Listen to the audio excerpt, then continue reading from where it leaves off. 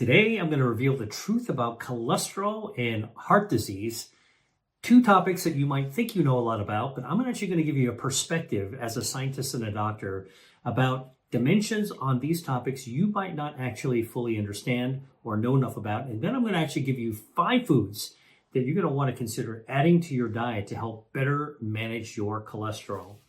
Are you ready? Let's dive in. All right. First food that can actually help with cholesterol, high cholesterol. Oats. You know, oats like in oatmeal. But before I tell you more about oats, I got to tell you a little bit more about cholesterol. So the first thing, and this might surprise you, is that cholesterol is not the villain that it's made out to be. In fact, your body absolutely needs cholesterol in order to be healthy. Cholesterol is essential for producing hormones like estrogen, testosterone.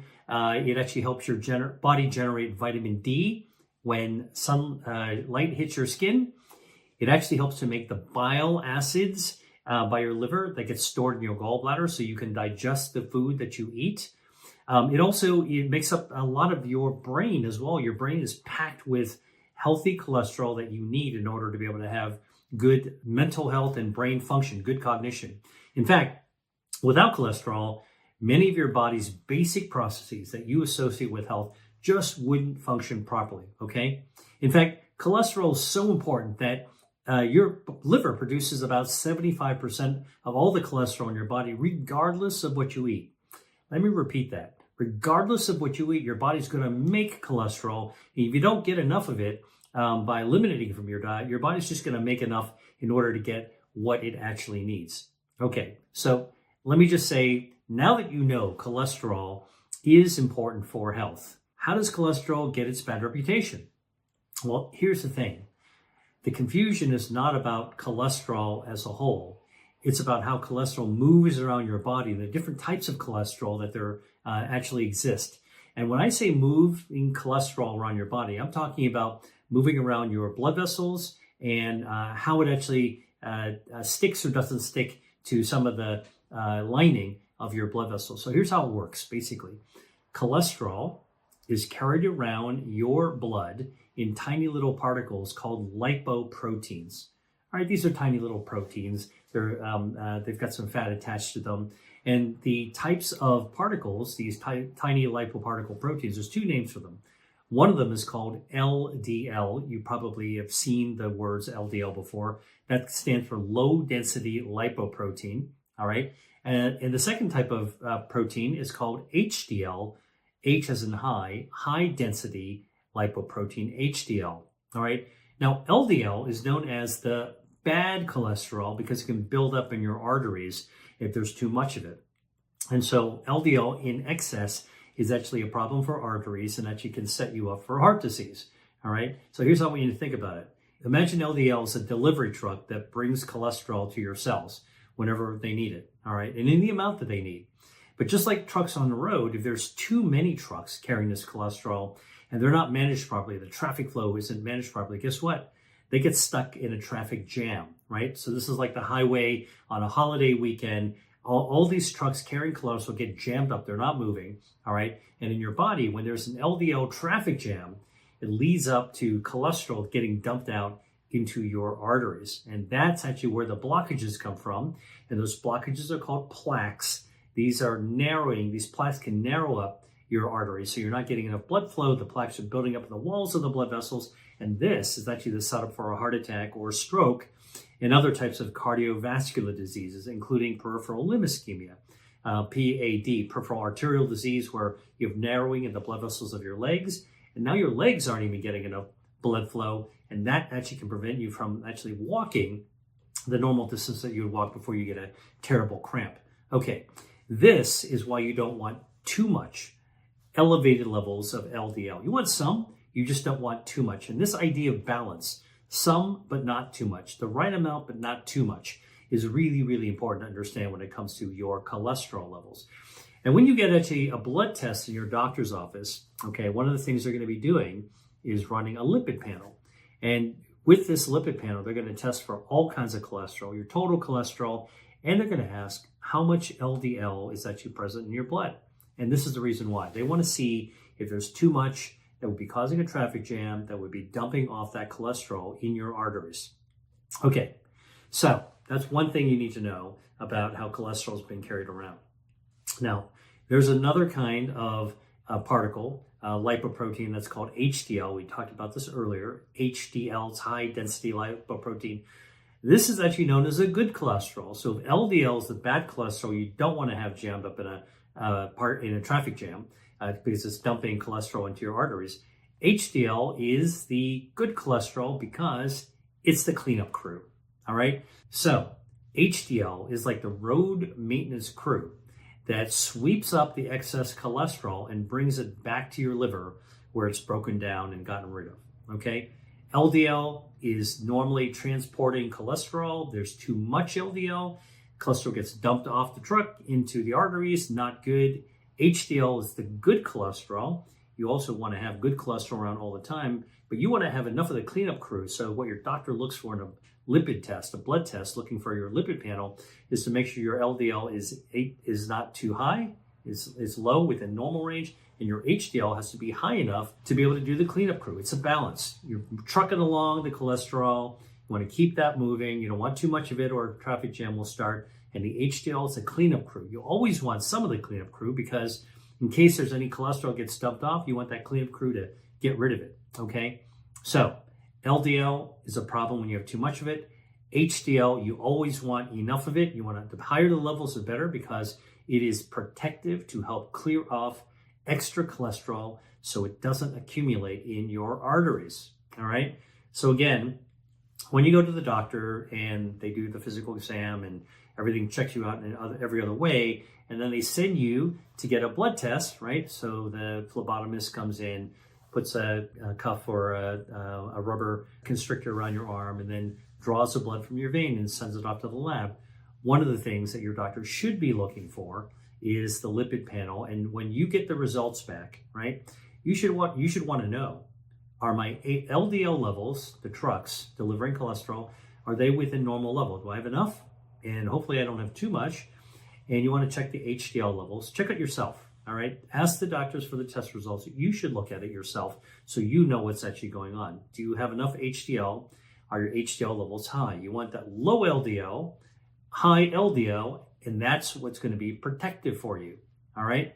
But so the key thing is that this is all about balance. You want to have just the right amount, not too much, and you want to have some protection as well. So that's why one of the things I want to clear up is that cholesterol isn't just about good guys and bad guys. There's a level of maintenance that you need for that cholesterol to be good for you, and you need that cleanup crew. The higher amount, the better, all right? Not simply good and evil. LDL cholesterol by itself isn't harmful. It's only dangerous when it is elevated. And there's one more thing. LDL cholesterol is more dangerous when it's oxidized, all right? So let me tell you what oxidized means. Oxidation is what happens when you actually take some nails, right? Some iron nails, and you stick them outside on your porch, right? It's humid, the rains. What happens? What do you think happens after a couple of days? You go back out to check on those nails, and guess what? They are rusty. They have become oxidized. And oxidation can also happen to your LDL cholesterol. So when your LDL cholesterol gets oxidized, think about it as rusting. Guess what? Those particles are more likely to stick to the walls of your arteries. You ever pick up a rusty nail that's been oxidized and run your finger along it? It actually is sticky a little bit because it's rough. The oxidation roughs up the surface of what used to be a smooth nail. So think about LDL that's oxidized in the same way. These sticky, oxidized LDL particles, those are the dangerous ones because those are going to stick more likely to stick to the side of the artery. They're more likely to narrow the artery as a plaque that builds up, and that restricts blood flow. And even worse, by the way, is that when those plaques build up, little cracks can fall in them, right? Because these are not normal buildups, right? It's kind of like, I don't know if you ever did clay in your high school class. You know, you're building clay. You want to pile up clay on top of each other. If the clay shouldn't be stacked on top of each other and you're just pouring layer after layer, if you try to move it around, guess what? It'll crack in the middle, right? And that's what can happen to these plaques. They're not supposed to be in your artery, they're pretty fragile, and eventually they can crack. And when you actually have a crack in the plaque, all right, and think about these arteries as they get narrow, and think about the plaque that cracks, all right? So here, I've got a plaque here, sitting here, it's narrowing, narrowing, narrowing. Now if that plaque cracks, guess what happens? Boom. And now it cracks down, closes it off. It's kind of like the part of the cave ceiling caving in. And now you're actually blocking off all the blood flow, and now little blood cells will start to clot in there. You can completely jam and block off blood flow altogether, all right? That's a heart attack, and that's what you want to avoid. That could be a stroke. That's what you want to avoid as well. So the question is, how does LDL get oxidized? Because oxidized LDL is the dangerous stuff, right? Well, a lot of things can oxidize LDL in your blood, and these relate to the things that we talk about as doctors and as people who are thinking about wellness that you want to avoid. So here are some of the things that can start to oxidize, contribute to oxidizing your LDL cholesterol, making them sticky to your blood vessel wall. Stress, all right? Now, oxidative stress can happen naturally, like even emotional stress will cause oxidative stress in your bloodstream, but so can chemicals that you can breathe.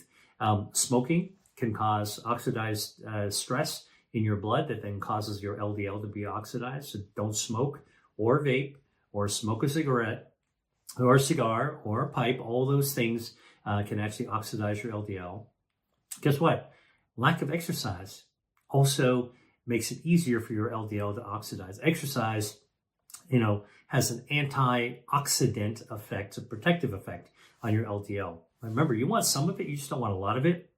And when you have it, which is healthy, you don't want it to oxidize or it'll tend to stick to the side of the wall. Exercise actually makes it a little bit slippery, less likely to stick to the wall, less oxidation. Environmental pollution. Now, I don't have to tell you that our environment is getting more and more contaminated and dirty, right? And here's an example of a situation that you probably have all encountered. You are filling your car with gasoline or petrol, depending on where you are. And I always ask people, are you standing upwind or downwind from the pump? And people look at me and they're like, Dr. Lee, what are you talking about? I don't know. I don't think about that. And what I say is that if you can smell the fuel, the diesel or the gasoline, all right, if you can smell the fuel, you're standing downwind. And what that means is the wind's blowing those solvents into your lungs. Guess what that causes? Oxidative stress. Guess what that sets you up for? It sets you up for your LDL getting oxidized. That's why you really want to be in a clear environment as possible, all right? But lots of things that actually smell good, in fact, can cause this kind of oxidative stress in your blood. New car, that new car smell that we all love? Man, this car smells great. That is actually solvents coming off. New carpet, all right? Same deals. New furniture. People get excited when there's new furniture moving to their house. It smells, like their showroom shop. That is off-gassing. All those things cause oxidative stress. So it's better when you get a new carpet or a new rug to open your window, all right? And if you have an air purifier, take out some of those solvents because when you breathe them, get into your lungs and they can cause oxidative stress, all right? Ultraviolet radiation, something that's actually quite good for us until you're out in it too long. What I'm talking about going out to the beach and getting sunburned. Or frankly, even going outside on a really bright summer day. If it's the summertime, would be a good example, but you could be in a place that has sunny all year long. That's why you want to wear sunscreen and eat antioxidant foods. You want to protect your body from getting that oxidative stress, those small oxidative stress situation inside your blood that can actually oxidize your LDL, all right? Those are the reasons you want to actually take those lifestyle tips to protect yourself from oxidative stress. All right, let's put this whole picture together, right? So imagine your arteries are smooth, right? Like a well-maintained highway. An LDL, which carries cholesterol, it's one of the particles, low-density lipoprotein, moving along these highways, delivering cholesterol to your cells. It's supposed to do that. Remember I told you cholesterol is important for your hormones, important for your brains, important actually for all of your cellular functions. As long as that traffic is moving smoothly because you don't have too much LDL, you're going to be fine, all right? And when everything is working well, You also want to have enough HDL or high density lipoprotein around, right? This is the cleanup crew. Keeps their eye out for any spills, any cholesterol spills. Any extra HDL that spills cholesterol from the truck, it's going to actually take care of, mop it up, and get rid of that extra cholesterol. It's the road crew, all right? So LDL is the regular traffic. It's got to keep moving or you're going to have a traffic jam. And HDL is the road crew, all right? Hey there. Have you heard of intermittent fasting? I'm sure you have. It's not what you eat, but it's about when you eat. And I've got a simple guide to help you get started with intermittent fasting. If you're looking for an easy way to boost your energy and improve your health, and maybe shed a few pounds along the way, this could be the perfect solution for you. In my guide, I'm going to show you how fasting helps your body burn fat and also repair itself. It's an easy thing that you can do effortlessly every single day. Plus, I'll give you tips on how to succeed with intermittent fasting. And I'll tell you the science behind why this works. Just click the link below to grab your free copy. Or scan the QR code on the screen right now. Now, let's get back to the video. So, now, here's the other thing that can actually happen. If you have inflammation in your body, all right, and there's a lot of things that can cause inflammation. All the things that I said cause oxidative stress also cause inflammation. They're pro-inflammatory. Smoking's pro-inflammatory. Not exercising is pro-inflammatory. Breathing solvents is pro-inflammatory. Eating fried foods is pro-inflammatory. Eating ultra-processed foods ups the inflammation in your body as well. Guess what happens? When you actually have inflammation, whole body inflammation, all right? The inflammation is also in your blood vessels. Guess what? Those blood vessels, which I told you are like the highways in your body, that inflammation creates potholes, like little divots in the road that's supposed to be running smoothly. Oops, now you got potholes. And those weak spots, they're in the weak spots of the walls of your arteries. That's the highway. Now picture this. The LDL trucks that are delivering cholesterol start hitting those potholes. Got a lot of inflammation, you got a lot of potholes. It can be impossible not to hit those potholes, right? So instead of actually moving slowly, those potholes, boom, shake the LDL, dump some cholesterol, and now the cholesterol can actually stick in the pothole. That's sticking to the artery wall, all right? And if it's oxidized LDL, from oxidative stress, guess what? It really gets stuck into those potholes. Those potholes are in the walls lining your blood vessels, and that's when those plaques really, really form. So over time, the more and more LDL particles you have, and the more and more oxidative stress you have, the LDL becomes oxidized, really sticky, and now you add some inflammation to it. Now you've created those potholes. You got this sticky truck delivering cholesterol. You got a lot of it, and now it's hitting the potholes. It's dumping the cholesterol, and it's now sticking into the walls. You get the picture? This is what we're understanding of why cholesterol isn't simply a good guy or a bad guy. You need that LDL, but you want to make sure you don't get oxidized LDL, and you want to make sure you've lowered inflammation in your body. We're beginning to understand the things that we thought we knew years ago. Okay, now we're getting a better picture of exactly how this works, because you don't want to actually grow plaques on the highway, all right? Because the plaques on the highway, the LDL and the cholesterol landing on the highway, building up a big lump, all right? What that does is it causes more traffic jams. It can block blood flow in your arteries, make it harder and harder for your heart to pump blood to the rest of your body, all right? Now, speaking of inflammation, chronic inflammation is the real nasty force that sets you up for developing these plaques that can ultimately lead to cardiovascular disease. By the way, the other thing about these plaques is the plaques are building up on the walls of your artery. You've got 60,000 miles worth of blood vessels in your body. That's a huge number of blood vessels. In fact, it's so extensive. If you were to pull out all the blood vessels in your body and line them up from end to end, you'd form a thread that would wrap around the earth twice.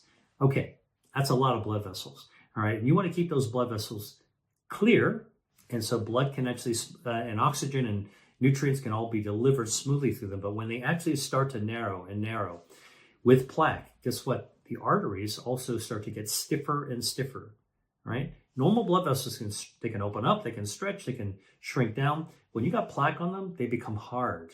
hardened blood vessels, hardening of the blood vessels, which is probably what you may have heard your parents talk about at one point or a doctor tell you about them. Watch out for those hardening of the arteries. Guess what?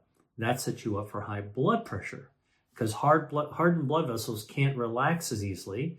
When you're relaxing blood vessels, your blood pressure comes down. When you've got hard blood vessels, it's harder for the heart to pump it out, so your blood pressure actually goes up, all right? And high blood pressure, what we call hypertension, is a setup for heart disease, heart failure, stroke. It's a silent killer, hypertension. And this is another reason why you want to keep your LDL cholesterols on the low side, and you want good protective cleanup crew cholesterol, HDL, to be around to be able to clean up that mess, all right? But this is also why it's so important to reduce inflammation. I'm going to come back to this in this video, but this is when you hear about, oh, anti-inflammatory this, anti-inflammatory that. I wanted to give you kind of like the lowdown when it comes to heart health, when it comes to cholesterol, why it's also important to lower inflammation. Now, doctors usually just give statins to patients and say, go ahead and take this and let's measure you, in a couple of months. What I think is important to do is to realize that part of that control over LDL levels, and you might need a statin, but if you exercise, your LDL is going to come down and your HDL is going to go up. And if you avoid anti-inflammatory foods, it's actually going to be safer for you so that you're not causing oxidative stress. You're also not causing those plaques to build up as much. In fact, you can actually, with good lifestyle management, you can actually reverse plaques that have built up. That's a very important thing my colleague, Dr. Dean Ornish, worked on many years ago, and it's held out to be true. All right, so you can reverse atherosclerotic or narrowing of the arteries by diet and lifestyle changes. You got to be pretty intensive about it, but it actually works, which just shows you that even if you are starting to think about your heart or heart health, even if you have blockages, never too late to try to kind of move the plaques backwards. So move the clock backwards and unblock the arteries. Okay, now that you understand this, now it's time to talk about some foods, right? Okay, so I told you I was going to tell you about 5 foods. I told you oats already, so you already know the first one, but I want to explain things a little bit more to you. Guess what? Now that you understand how this LDL, the truck that contains cholesterol, brings cholesterol to your cells, and how HDL works, guess what? Oats can lower LDL cholesterol, all right, prevent the traffic jam, and oats can increase the HDL cholesterol, the cleanup crew. So eating oats like oatmeal actually can help you rebalance your blood lipids the way you want them to actually go. And there's an added benefit. You know what that is? Oats contain bioactives, natural chemicals that are found in plants, because oats are plant-based grain. Guess what? Oats contain something called avenanthromide. Don't worry about memorizing the complicated Latin words. Just know that people like me know what they are. Avenanthromide, AVE, and beta-D-glucan. These 2 bioactives found in oats, you know what they do? They lower inflammation. So oats tackles all these problems that we talked about. If your LDL is high, it can help to lower LDL. If your HDL is low, it can help to raise it. If your blood lipids are fine, oats can actually help you keep things moving in the right direction, so you can actually maintain your lipid health, all right? And if you got inflammation, guess what? Eating oats can lower inflammation. Remember, inflammation causes those potholes on a highway, so you can actually protect yourself against getting those potholes in a highway. Now, the beta-glucan, by the way, is which is anti-inflammatory. I've done research on this myself. All right, it's actually good for wound healing as well. So oats are a kind of a healing food. It's quite remarkable how it actually works. And beta-D-glucan, you know what it does when you swallow it and goes through your digestive system, right? Your mouth, your esophagus, your stomach, your small intestines, your large intestines. As it's going all the way down there, the beta-D-glucan, which is a soluble fiber, acts like a sponge. And this sponge soaks up extra cholesterol before it gets absorbed into your bloodstream. So it actually helps to absorb cholesterol that's inside the tube of your digestive system, and that can actually help to lower cholesterol levels. In fact, clinical studies have shown that it can lower bad LDL cholesterol by about 10% by eating oats on a regular basis. So beta-D-glucan pulls out cholesterol out of your bloodstream, and it just flushes it right down your guts. All right. So lowers total cholesterol in your blood, which also lowers LDL cholesterol like a sponge. Now, the other thing that beta-D-glucan does is it is powerfully anti-inflammatory. And so it actually lowers inflammation inside your gut, but it does another thing for your gut. Beta-glucan, as a soluble fiber, feeds your gut microbiome. This is the healthy bacteria you probably heard everyone talking about. Healthy gut microbiome. Your gut microbiome is 39 trillion bacteria. They're naturally found inside our body. These are healthy bacteria. And you know where they live? They live in lower gut. So let's walk through the gut. You got your mouth is where it starts, then your esophagus. All right, it's food going down into your stomach, the third part of your gut. The fourth part of your gut is your small intestines. The fifth part of your gut is your large intestines, or the colon. And there's a part of the colon in the large intestines called the cecum, C-E-C-U-M. It's like a bag around your colon. It's at the sort of the lower part of your colon before it starts going up, which then makes a loop around like an upside down U. In the cecum is where most of your gut bacteria are found. And guess what? When the beta-glucan gets down there, it feeds your gut bacteria. Your gut bacteria feeds on beta-glucan, soluble fiber like that, and a well-fed gut bacteria with fiber is actually a healthy colony of gut bacteria, a healthy ecosystem. When your ecosystem is well-fed and happy, guess what they do? They make metabolites. And these are basically your gut bacteria digesting the beta-glucans, their food, and they're spitting out their own metabolites, right? And there's three of them. They're called short-chain fatty acids, or SCAFAs, SC, short-chain fatty acids, FA. SCAFAs, there's propionate, there's butyrate, there's acetate.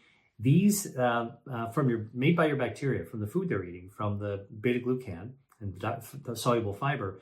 It dissipates in your bloodstream, goes back in your bloodstream. And you know what these short-chain fatty acids do as an extra bonus? Because your gut bacteria is well-fed and happy from the soluble fiber coming from oats, these short-chain fatty acids lower inflammation, protects you against those potholes even more. All right? So the beta-glucan itself is anti-inflammatory, but the gut bacteria they feed then release more anti-inflammatory substances to be able to even further lower inflammation in your body. So if you ever needed an excuse to actually eat oatmeal, or if you actually were wondering what you should be eating for breakfast, for example, I'd strongly consider you can eat oatmeal, whether or not you have blood lipid problems or not. All right. And by the way, people who are really minding foods that actually lower blood cholesterol, sometimes they can come off their statins if they've been on it already. Now, how do we know that beta-glucan from oats can actually lower inflammation? Well, because we can measure this in the blood using a test for C-reactive protein. C as in Charlie, reactive protein. This is actually a circulating marker for inflammation.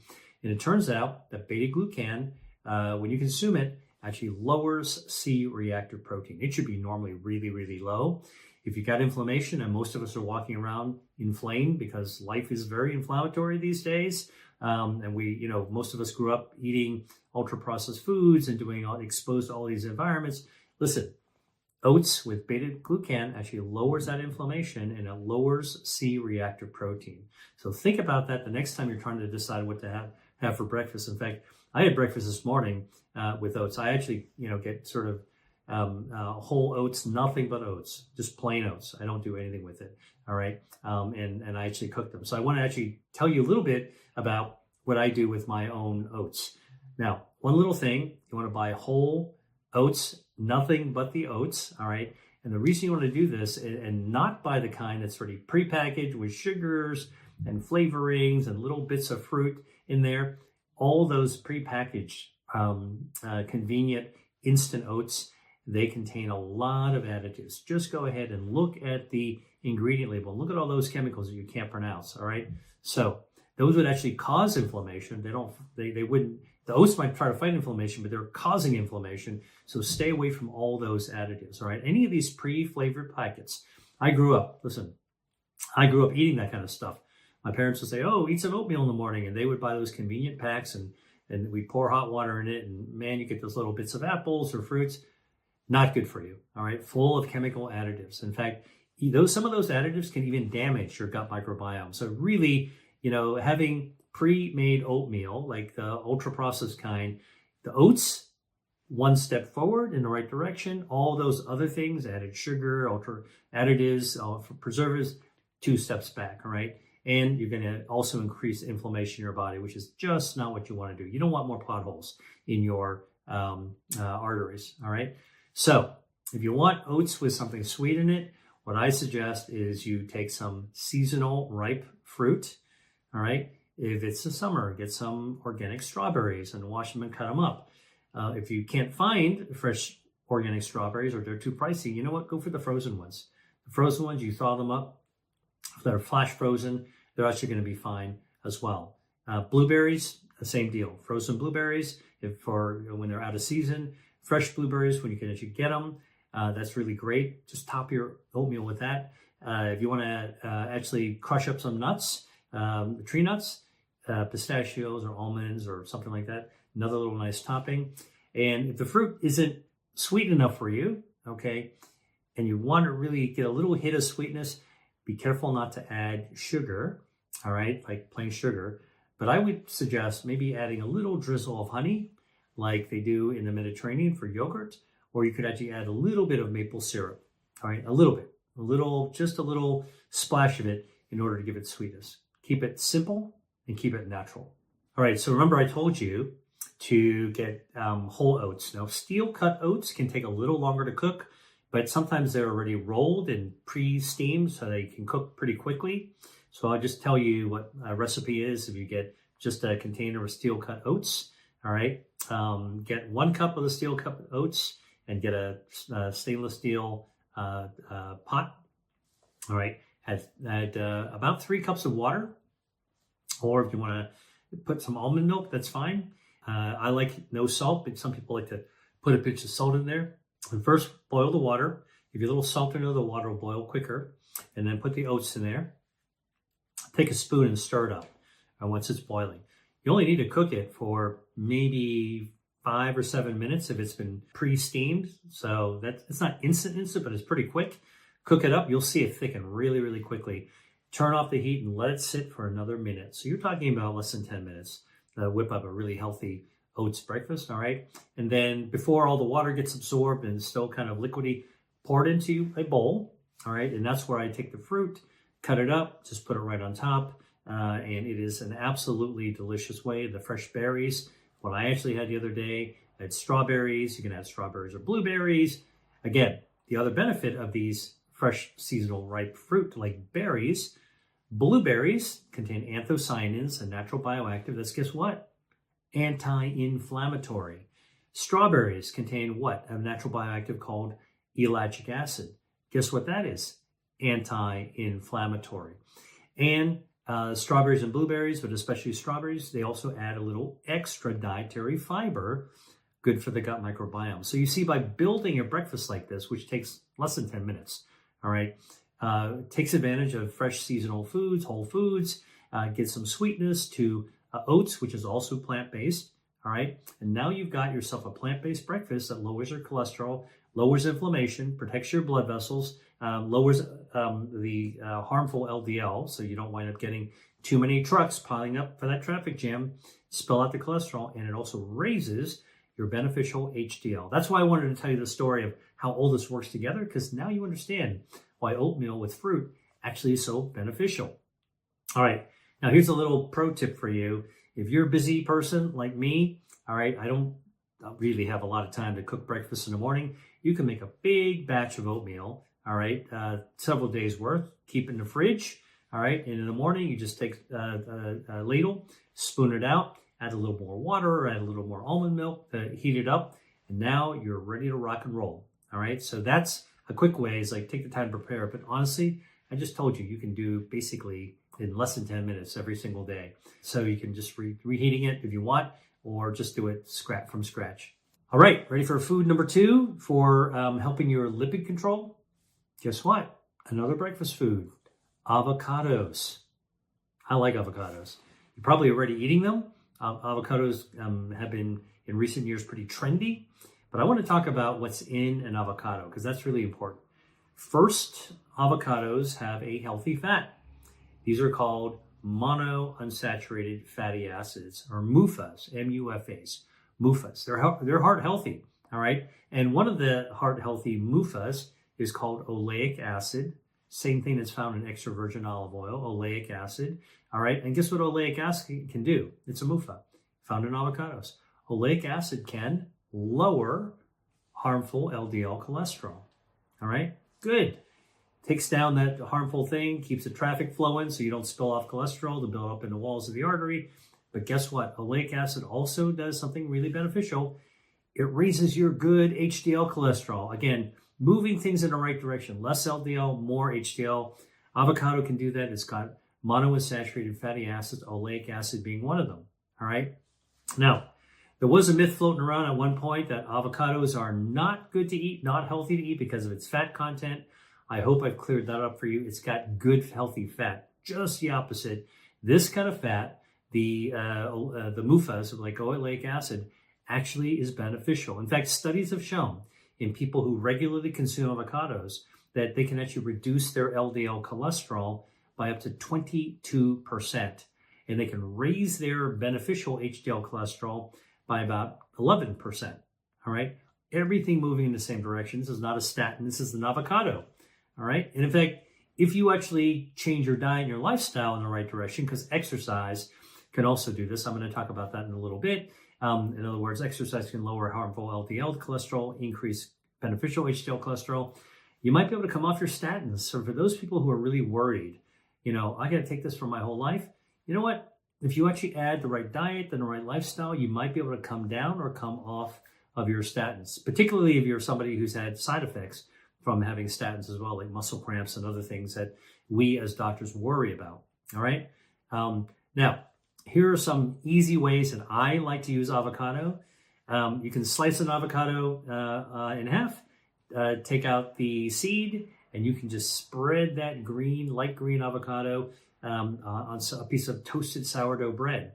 And add a tiny pinch of sea salt, not too much. All right. Remember, adding salt to food is a step towards developing high blood pressure, but a little bit of salt actually tastes great. All right, a little salt on spread avocado is a good thing. All right, and then if you want to really kind of like jack up the impact, all right, add a little bit of crushed chili pepper if you like spicy food. Little zing for breakfast actually is good. You know why I'm telling you about red chili peppers? Because red chili peppers also help you burn off excess body fat. What's in a chili pepper? It's got something called capsaicin. And on our tongue, we've got these little receptors, radar dishes for capsaicin. All right. They're receptors for the capsaicin. And when you activate those receptors, they're called TRPV1 receptors, TRPV1. When you eat a chili pepper, activate that receptor. It's like pushing an elevator button. It sends a signal. And that signal goes from your tongue right to your brain, and it tells your brain to release neurotransmitters, all right, like noradrenaline. And those neurotransmitters go down the side of your neck, and they activate your good fat, your healthy brown fat that then undergoes thermogenesis. And that process starts to draw down on your excess body fat and burns it right down. So in other words, I don't want to go into the fat too much right now, but I can tell you, add a little chili pepper to your avocado toast and just spread toast. All right. If you like the zing, it'll actually send a message to your brain that sends a signal down to help you metabolically get healthier and helps to burn away extra body fat as well. All right. That's all from an avocado, which by itself, all right, contains healthy fats, monounsaturated fatty acids like oleic acid. And remember, lowers LDL, harmful cholesterol, raises good protective cholesterol, HDL. So total cholesterol is important, but it's the ratio of LDL to HDL that's actually what's really, really important. All right. Now, I occasionally do this. I don't do it very often, but you can add avocado into a smoothie. You want to get the smoothie a little bit of a creamier texture. No more need to add dairy. All right. By the way, you can also substitute if you're making a sandwich or a wrap. You can use avocado, the fatty avocado spread instead of butter. Right. Some people like to add butter. I use avocado instead. You can get some kind of a creamy texture, slightly fatty texture, but it's good, healthy fat, not saturated fat. All right. Now, obviously, you can also, if you want to get a little bit more involved, you can make guacamole. Just look online for a recipe on how to do it. Watch a video. Someone can show you how to do it. If you've ever gone to one of these like traditional restaurants where like Mexican restaurant, where they will make the guacamole tableside. They get a wooden bowl. They take the avocados. They take out the seed and they just start cutting it up and mixing it all together right in front of your eyes with lime and cilantro and some tomatoes, and all that kind of stuff. So you can do that yourself. Now you've got a little dip you can actually use, a healthy dip that you can actually use as well. All right. Now, here's another benefit of avocado, why I'm bringing this up. Avocado looks smooth and creamy, right? It is smooth and creamy, but it's a great source of dietary fiber, soluble fibers, packed with fiber, in fact. All right. So avocado is great for gut health, even though you're not tasting any stringy fibers. And that fiber, remember, when you eat that fiber, it helps your gut microbiome, the healthy bacteria in your gut. Remember, I told you it's in the colon and the cecum in your large intestines. And that when you actually feed that gut microbiome with the dietary fiber, it produces those short chain fatty acids that lower inflammation, less potholes in your highway. And guess what your gut microbiome also does? It lowers your blood lipids all by itself. So in addition to the MUFAs, the oleic acid doing that, your gut microbiome is going to actually help your gut microbiome work even harder to get your blood lipids, your LDL and HDL, in the right direction. So you're going to wind up actually eating something that's very, very heart healthy whenever you have avocado. All right. So, and by the way, good gut health also improves your metabolism. It burns down harmful extra body fat. You'll have more energy. It can even help you lose weight as well. So helps you stay away, by the way, from metabolic syndrome, which is a setup for type 2 diabetes. All these benefits, once you understand some of the foods that can actually help your lipids, lower inflammation in your body, and also help your overall metabolism. Ready for food number 3? Food number 3 are fatty fish. Now, it's been well researched that oily fish containing healthy omega-3 fatty acids from the sea, all right, that come from plankton. All right, the small fish eat them, the big fish eat the smaller fish, the bigger fish eat those smaller fish, and the really big fish eat that fish. All right, so those fish like salmon and mackerel and anchovies, sardines, that goes from small to large. Their flesh is rich in omega-3 fatty acids. Again, those omega-3s originally came from plankton. That's originally the plant-based food from the sea. It's the fish that ate them. They accumulated in their flesh. And we used to think it was only the super oily fish, like the mackerel or the salmon or tuna. Tuna might have mercury, so you got to be careful about that. But salmon is a good choice. All right, but guess what? Other fish also have healthy omega-3s, the ones that are not so oily. Cod, for example, it's a nice mild white fish, flaky white fish. Halibut, another white mild fish. Hake, another mild white fish. Mediterranean sea bass. Look, if you don't like salmon, you probably are going to like Mediterranean sea bass. It's part of the Mediterranean cuisine. Absolutely delicious. Also a good source of omega-3 fatty acids. So it's not just the oily fish that we normally think about. It's also some of these white, mild, delicious tasting fish that you can find in the healthy Mediterranean diet as well. All of them packed with omega-3 fatty acids. And omega-3s, guess what? They lower blood lipids. They also lower your LDL, improve your healthful HDL. They also improve the health of your blood vessels by protecting the lining. They actually help to condition the lining of your blood vessels. That's called the endothelial lining. That's where the potholes can occur. Helps to protect them so that they don't actually form clots. And omega-3s can prevent plaques from forming as well. And another benefit, omega-3s from seafood can lower inflammation. lower inflammation, lower potholes, lower oxidative stress, all those good things that correlate back to the cholesterol and heart health, right? Oh, by the way, the other thing omega-3s can do is they can reduce triglycerides as well. And triglycerides are another lipid in your body. So net, taken all together, all right, seafood with omega-3 fatty acids can improve the function of your blood vessels, protect your heart against cardiovascular disease, and it's overall really a delicious way to actually eat heart healthy. Now, I mentioned triglycerides, and I want to talk a little bit more about triglycerides, because if you take a look at your in your portal, your medical portal, at the blood lipids, you'll actually see LDL, you'll see total cholesterol. That's how much is floating around your blood. Remember, I told you, though, the total cholesterol is less important, that number, than how much LDL is there and how much HDL. All right? Remember, you want more HDL and less LDL.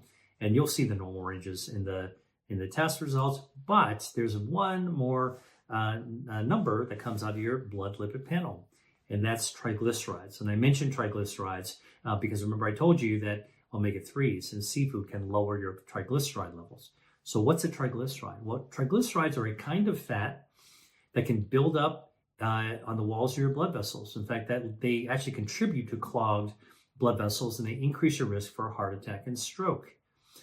Omega-3s that are found in fish help to reduce triglyceride levels and keep your blood vessels from clogging. All right. In fact, a landmark study that was published in the New England Journal of Medicine looked at more than 11,000 people and looked at those who were eating fatty fish with omega-3s at least twice a week, and they found that they had a significantly lower risk of heart attack and stroke for the reasons I just mentioned. All right. So if you like seafood, you're in luck. The omega-3s do a lot of heavy lifting for your blood lipids, for your vascular health, health of your blood vessels, lowering inflammation in your whole body, which actually lowers your risk for cancer as well. So that's all beneficial. And if you read my book, Eat to Beat Your Diet, by the way, which is right here, Eat to Beat Your Diet, you'll know that I write a lot. There's a whole chapter in here, I think it's chapter 8, about all kinds of delicious seafoods that you can actually eat with healthy omega-3s. I give you the dose of the seafoods as well.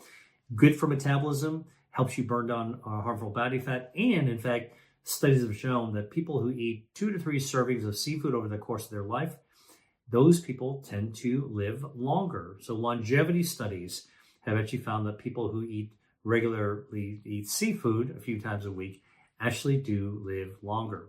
All right. Now, if you haven't read my book, Eat to Beat Your Diet, I'll link to it in a description below this video, and you can check out this so you can figure out how much seafood you should actually eat. But I'm going to tell you anyway, do check out my book because there's lots of tables and charts of all these kinds of things you can find for seafood, both frozen as well as in the fresh seafood market. But here's the deal. How much fish should you eat? In general, most of the clinical studies show that eating fish twice a week can actually be helpful, heart healthy for you. Now, how much should you eat? Because I'm big onto defining the dose of foods. Well, each time you eat fish, you should eat about the size, a piece of fish about the size of a deck of playing cards. About yay thick, about yay big. Not very big at all. All right. You don't need to eat a lot to get a lot of benefit. That's how you get to a healthier state. All right. Hey there. Are you ready to use food to improve your health? I do cover a lot in my YouTube videos, but there's only so much time to dive deep into how to use food as medicine. That's why I created my Eat to Beat Disease course. In my course, I walk you through how to use everyday foods that you can find in your grocery store to boost your body's health defenses. This is all based on my research, and everything is rooted in science. And I've made it super easy to follow with practical everyday tips. Whether you're trying to prevent disease or just want to optimize your health for longevity, my Eat to Beat Disease course gives you all the tools to make it real and to help you get lasting changes that will help you live longer and live better. To learn more, click the link below or scan the QR code on the screen. I can't wait to get started together in my course. Now, back to the video. Now, some people will say, you know what, I can't find seafood. All right. I don't have fresh seafood. I live too inland. My grocery store doesn't carry fresh seafood, that's okay. If your grocery store has a frozen section, I'm willing to bet you they will actually have frozen fish as well, frozen seafood. And guess what? A lot of people don't know this, but frozen seafood also contains a healthy omega-3s. And in fact, in some cases, it's a little fresher than the fresh seafood that you see on ice in the seafood cabinet. You know why? Because frozen seafood is caught on the boat, it's thrown into a freezer and flash frozen. It's caught pretty much frozen right off after it gets out of the sea. It doesn't get any fresher than that, and it locks in those omega-3s. All right, that's what you need to know about it. If you don't live on the coast, that's okay. Look for the frozen section and look for the halibuts or the hakes or the cods. You'll find it. Anybody with access to a grocery store, in the frozen section, you can find it. I like to eat seafood super simply, all right? And it goes without saying, don't fry your seafood. It tastes good, all right? I got to admit. Crispy seafood tastes really good. Like, who doesn't like fish and chips? A little bit of vinegar, fried cod or whatever you can actually find. But I'll tell you, it's not good. And the reason is frying the seafood actually causes acrylamides to form. These are polymers that are carcinogens. They're cancer causing. And they also cause inflammation. So that's not what you want for heart health, all right? So even though the fish inside might actually contain heart healthy omega-3s, once you fry it, you've actually taken 2 steps back from that 1 step forward. So you don't want to do that, all right? Okay, so what's a good way to have seafood? I like to do it really simple, all right? If you're having salmon, all right, here's the thing that you want to know about salmon. A lot of people don't like to eat the skin of salmon, all right? I don't blame you. Like a slimy, liquidy, thin skin of salmon, not good. However, you got to realize a lot of omega-3 in the salmon is found in the skin. So what you do is you crisp up the skin, make it crispy and delicious.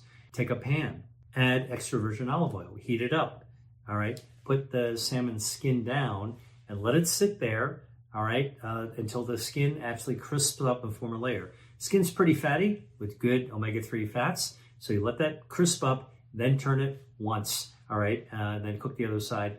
Now you're going to actually get more out of those omega-3s because you're eating the skin as well. All right. So in my book, Eat to Beat Your Diet, there's a lot of other fish and even shellfish as well that contain omega-3s. And I tell you about all of them. All right. Mediterranean sea bass, I mentioned. This is the staple for people who live in the Mediterranean, and it is delicious. A lot of different ways to cook sea bass. It's a mild, white, flaky fish.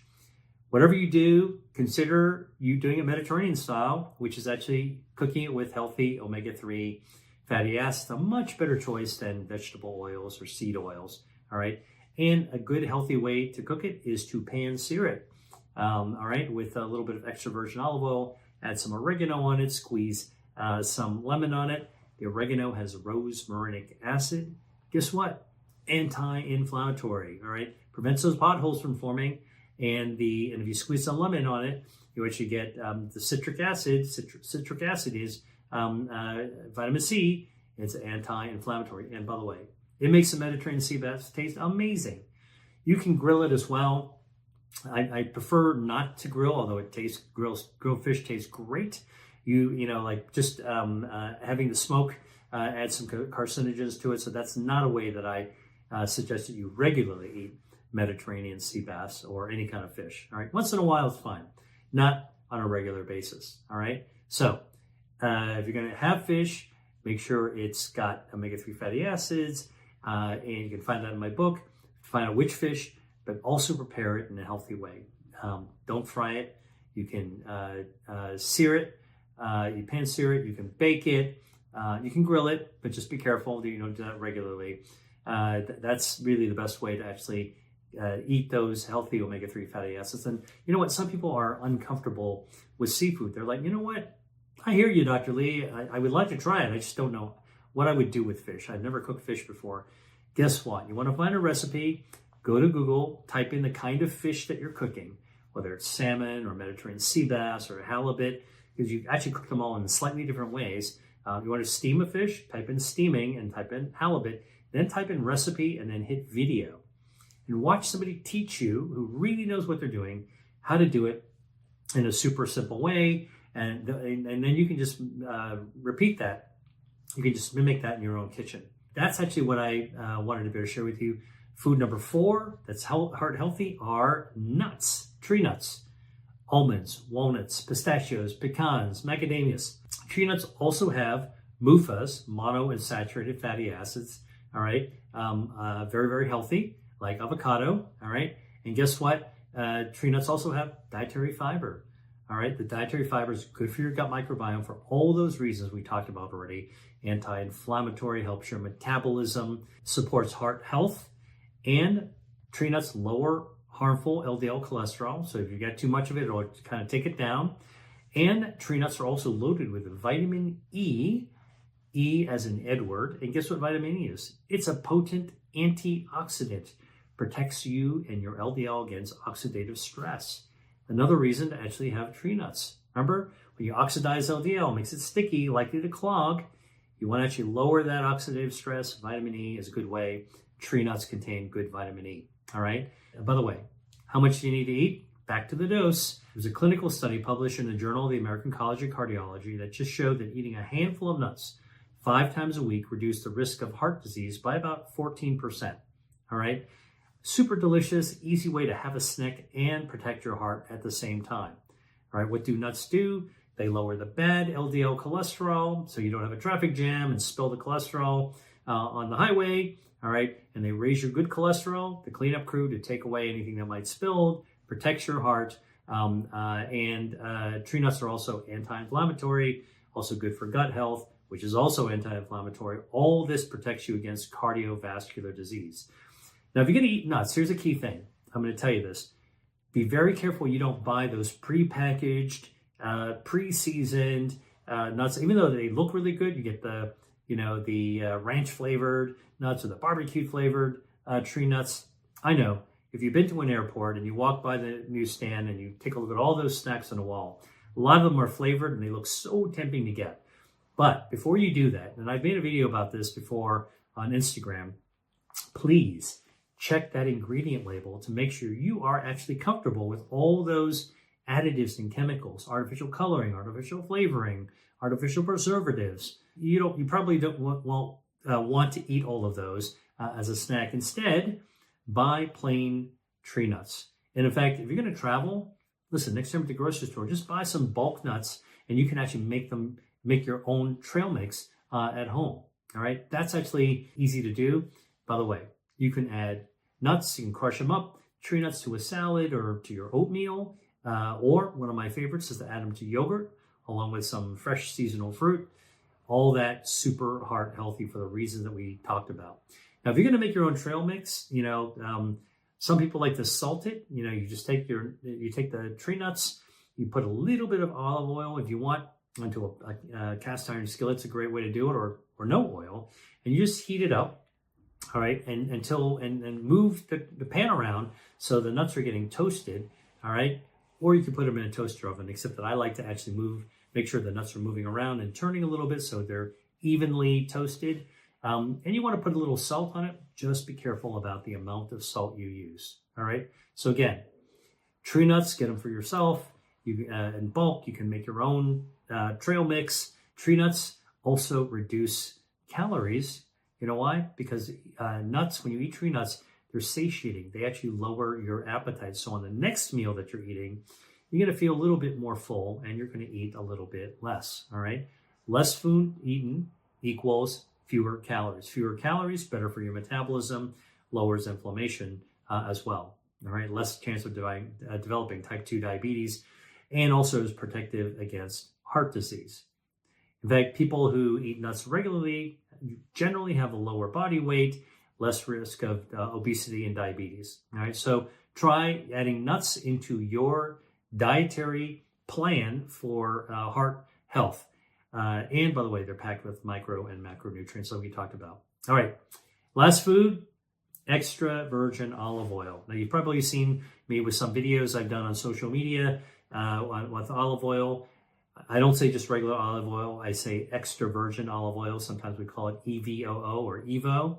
Like liquid gold to your heart is what I call it. EVO, extra virgin olive oil, is one of the major components of the healthy Mediterranean diet. It's been that way for centuries. The heart healthiness has been proven by extensive clinical studies. All right. And if anybody who says olive oil isn't healthy, I've seen a few people on Instagram talk about, oh, olive oil is dangerous, blah, blah, blah. Totally not true. Take it from me, Dr. Lee. I'm a scientist and a physician, and I've studied olive oil. It is beneficial for your health. Those other guys have it wrong. Like any fat, you don't want to have too much of it. Too much of fat's not good for you. But in reasonable, moderate amounts for cooking, like they do in the Mediterranean, it is indeed healthy for you. Here are some of the major benefits. Olive oil contains monounsaturated fatty acids like oleic acid. We talked about MUFAs already, like avocado, all right? And they've been shown to reduce harmful LDL cholesterol, all right? They increase beneficial HDL cholesterol. Olive oils are packed with polyphenols. Which ones? Hydroxytyrosol, oleocanthal. Again, don't worry about memorizing these things. Just trust me. People like me who do research, we got to memorize it. You don't. All you have to do is actually know extra virgin olive oil is good for you. All right, these polyphenols in extra virgin olive oil, they actually give the olive oil the little bit of a pepperiness that you taste. It's the good flavor, the good stuff. Guess what these polyphenols are? They're anti-inflammatory. They lower the risk of creating those potholes in your blood vessels. They protect your blood vessels as well. All right, and extra virgin olive oil helps you become metabolically healthier by burning down harmful excess body fat. All right, incorporating extra virgin olive oil, EVO, in your diet every day is super easy. I do it every single day. You can use it as your primary form of cooking oil. For example, you're making scrambled eggs or an omelet. Just use a little bit of extra virgin olive oil. Better choice than butter or vegetable oil or seed oil. Use extra virgin olive oil. Actually, it's going to make your food taste a little bit better because the polyphenols from the oil get into your food. So if you're cooking an egg, which is healthy, good quality egg is very healthy for you. It's good for your eyesight. All right, it's got bioactives in it. You scramble some eggs with olive oil. Now you get even more polyphenols from the oil into the scrambled eggs. All right. Or another way to use olive oil is how the people in the Mediterranean do it, like in Italy. Pour some high quality extra virgin olive oil into a small dish and mop it up with some probiotic sourdough bread. Absolutely tasty, great way to actually get that flavor of olive oil in some bread. All right. Obviously, you got to be eating some carbs, and don't eat too many carbs. It's not good for your metabolism. All right. But in moderation, a perfectly good way to actually consume some extra virgin olive oil. All right. Now, one of the things that you want to do when you get extra virgin olive oil, you want to buy monovarietal olive oil. That's oils made with one variety of olives. You know why that you should do that? Because then the olive oil manufacturer can't cheat you. If they're mixing olive oils together, they can mix really cheap olive oil together, and you might wind up actually getting a high quality product. In fact, you'll get a low quality product. The other thing is sometimes manufacturers will actually mix other cheaper oils into more expensive extra virgin olive oil. Still called extra virgin, that's what they put in the label, but it's been cut, diluted with cheap other oils, maybe even seed oils. You don't want that at all. And if they're trying to hoodwink you, they won't even announce that. But if you get monovarietal olives, you can actually know that they're only made from one variety of olives. Those types of things, you should also look for the date the olive was picked. All right, that's important as well. It's like wine, it's got the vintage date on it, and where it was bottled. That's important. Now, there's another reason to get monovarietals. If you want to get the highest levels of polyphenols, there are three varieties of olives that have the highest levels of polyphenol. You might have heard me talk about this before, but let's talk about this in the context of heart-healthy foods that have these MUFAs and heart-healthy polyphenols that lower your LDL and raise your beneficial HDL. The three monovarietals from Spain, Picual, Picual. From Greece, Koroneki, Koroneki. And from Italy, Moraiolo, Moraiolo, from Umbria. These three, Picual, Koroneki, Moraiolo, they have the highest levels of polyphenols. So if you're looking for the best from a polyphenol perspective, and that best also means that they're going to be tastiest, all right? You can get the Spanish, or Greek, or Italian olive oil. Look for the fact that they're made with Picual, Koroneki, or Moraiolo olives, all right? They pack the strongest health punch, all right? Every olive oil has their own distinct flavors, so try different ones and see which ones actually fit with you, your own taste buds. And if you're going to buy extra virgin olive oils, please store it in a cool, dark place. Do not put it in the fridge, all right? And don't put it near a hot spot in a window, all right? One last myth that I want to bust in this video is that a lot of people think that you should not cook with extra virgin olive oil because it's got a low smoke point. Okay, that's a little bit of a myth because the smoke point of olive oil is anywhere from 375 degrees Fahrenheit to about 400 degrees Fahrenheit. That's about the same smoke point as duck fat, which is 375 degrees Fahrenheit. All right, and in France, guess what? They fry French fries in duck fat. So I'm not telling you to make French fries with extra virgin olive oil. I'm just telling you that it's okay to cook, especially sauteing or pan-searing foods, totally fine.